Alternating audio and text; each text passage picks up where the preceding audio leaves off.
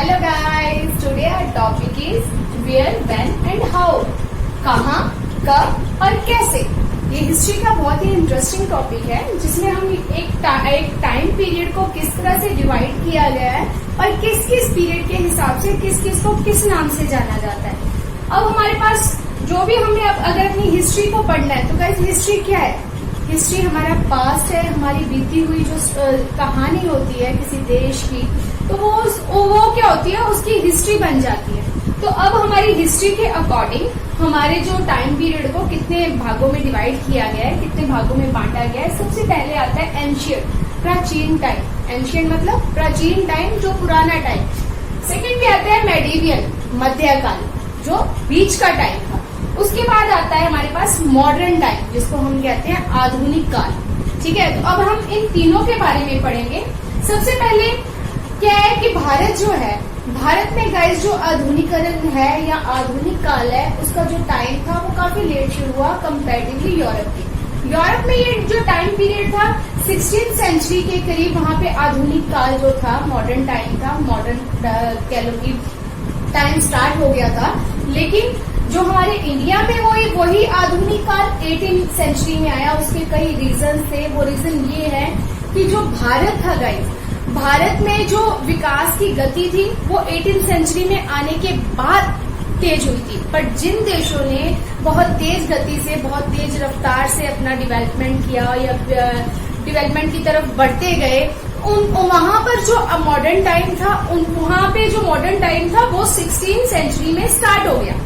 ठीक है, वैसे ही जब बाबर, हुमायूं और अकबर का टाइम पीरियड था तो उन्होंने आधुनिक टाइम को नहीं देखा। उनके टाइम में सिर्फ मध्यकाल स्टार्ट हुआ था। उसके ये रीजन थे कि उस टाइम जो हमारे यहाँ के विकास का कह लो कि प्रोसेस था वो बहुत स्लो था।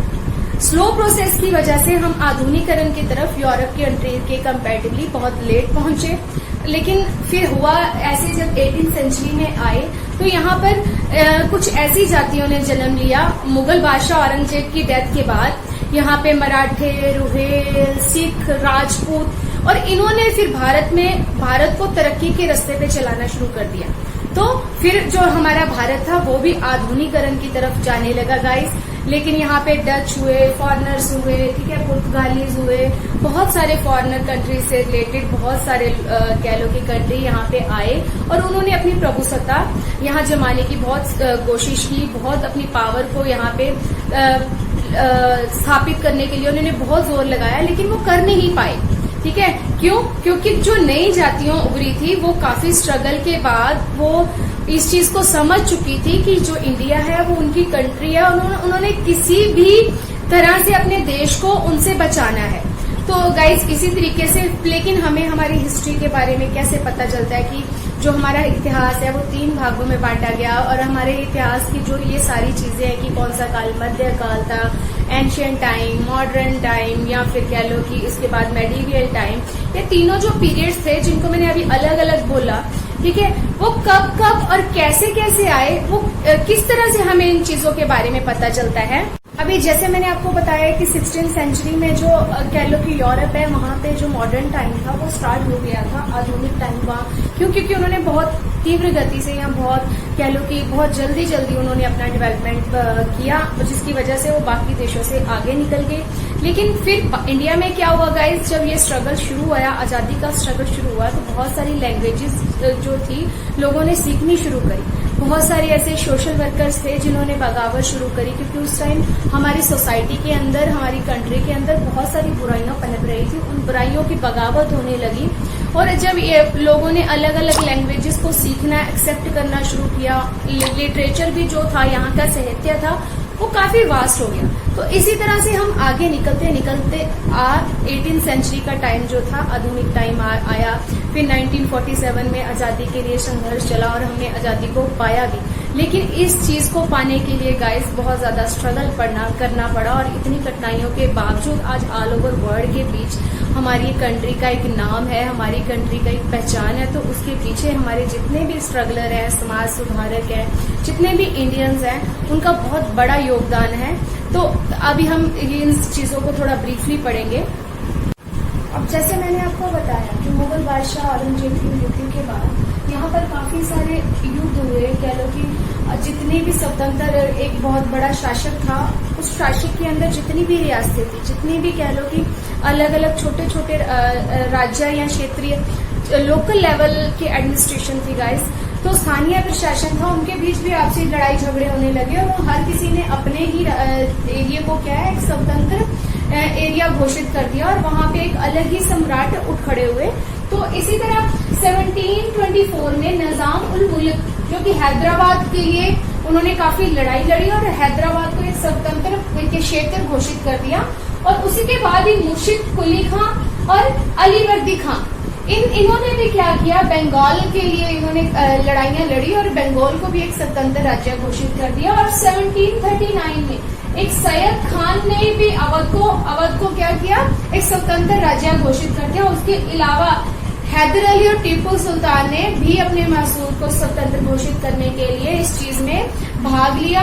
और इसी तरह से कह लो कि 1744 टू 1763 में फॉरनर्स और जो कह लो कि फॉरनर और फ्रांसीसी थे, उन्होंने काफी लड़ाइयां लड़ी। कर्नाटक में उनका 3 बार युद्ध हुआ और तीनों बार युद्ध में अंग्रेज जो थे सफल हुए, विजयी हुए या उनको विक्ट्री हासिल हुई। उन्होंने फिर अपना जो कह लो कि इंडस्ट्रियलाइजेशन थी वो यहाँ पे स्टार्ट करी। लेकिन उनकी इस काम की वजह से यहाँ पे जो यहाँ की कलाकारी थी, यहाँ का जो आर्ट वर्क था, लोगों के पास जो हुनर था, वो कहीं ना कहीं मशीनी काम आने से वो दब गया।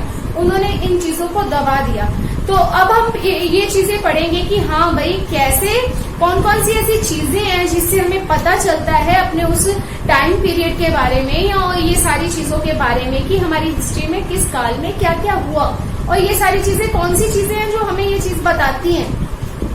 हमारा अभी नेक्स्ट टॉपिक है जो है सोर्स ऑफ मॉडर्न हिस्ट्री। हमारे जो मॉडर्न आधुनिक हिस्ट्री है उसके बारे में हमें कहाँ से पता चलता है। तो सबसे पहले आती है गाइस बुक्स। जितना मैंने आपको पहले भी बताया कि जब ये आजादी को लेकर संघर्ष हुआ या अंग्रेज जब आए तो जो उन लोगों के बीच में अपने देश को फ्री करवाने के लिए जो स्ट्रगल हुआ, उसके बीच में हमारे जो यहाँ के लोग थे उन्होंने डिफरेंट टाइप ऑफ लैंग्वेजेस को सीखा, लिटरेचर को सीखा और फिर जो भी उनका माइंड साइकोलॉजी थी अंग्रेजों की कि इंडिया में आने का जो मेन मोटिव था वो कौन सा था। तो उन्होंने हर एक राइटर ने हिस्टोरिकल कह लो कि कल्चर के बारे में जो उस टाइम जो भी घटनाएं हुई थी वो अपनी सारी की सारी उन्होंने बुक्स में लिखी। तो आज हम इवन देन उन्होंने वो टाइम पीरियड भी लिखा। तो जब हम उन बुक्स को पढ़ते हैं तो हमें पता चलता है गाइस कि हमारे यहाँ पे जो मॉडर्न टाइम है, आधुनिक टाइम है, वो कब स्टार्ट हुआ। नेक्स्ट पे आ जाता है हमारे पास गवर्नमेंट डॉक्यूमेंट, जिसको हम कहते हैं सरकारी दस्तावेज।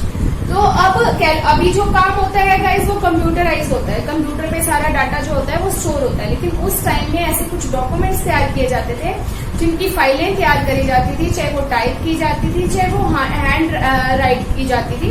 तो दोनों तरीके से जो उस टाइम में जो इस बुक्स से रिलेटेड ही उनके जो डॉक्यूमेंट्स होते थे गाइस, जो सरकारी डॉक्यूमेंट्स, वहां से भी हमें पता चलता है कि हमारे यहाँ पे जो हिस्ट्री के अकॉर्डिंग जो टाइम पीरियड था मॉडर्न, वो कब स्टार्ट हुआ।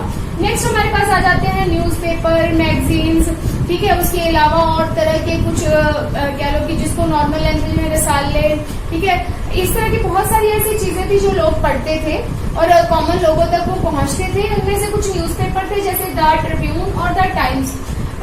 तो ये न्यूज़पेपर है गाइस जो बहुत पुराने हैं, इनमें बहुत टाइम से ये सारी चीजें छपती आ रही हैं। इन्होंने हमें काफी नॉलेज भी दी है। उस टाइम ये छपते थे तो लोग इनको काफी पढ़ते थे। तो वहां से भी पता चलता है कि जो हमारे यहाँ का जो आधुनिक टाइम है वो कब और कैसे स्टार्ट हुआ और कौन कौन सी घटनाएं तब घटी। उसके अलावा हिस्टोरिकल बिल्डिंग्स, हमारे यहाँ पे बहुत सारी हिस्टोरिकल बिल्डिंग है जहाँ पे हम जाते हैं तो वो अपने आप कुछ चीजों को बयां करते हैं। वहाँ पे कुछ हैंडमेड ऐसी चीजें लगाई गई हैं जिनपे टाइम पीरियड्स लिखा हुआ है। जैसे कि हमारे पास आ गया इंडिया गेट, सेंट्रल सेक्रेटरीट, उसके बाद आता है हमारा president house, parliament house guys और बिरला हाउस। तो ये सारी चीजें हैं जिससे हमें पता चलता है अपने टाइम पीरियड के बारे में, अपनी हिस्ट्री के टाइम पीरियड के बारे में। ये ऐसी चीजें हैं जो आज भी हमारे पास हैं और आज भी हम इनसे अपने जो भी पुराने टाइम की नॉलेज है गाइस वो गेन कर सकते हैं। तो उम्मीद करते हैं आपको ये लेसन पसंद आया होगा, और अगर आपको पसंद आया है गाइस तो बहुत ज्यादा लाइक करो, शेयर करो और सब्सक्राइब करो। ओके गाइस, बाय, फिर मिलते हैं नेक्स्ट वीडियो में। बाय।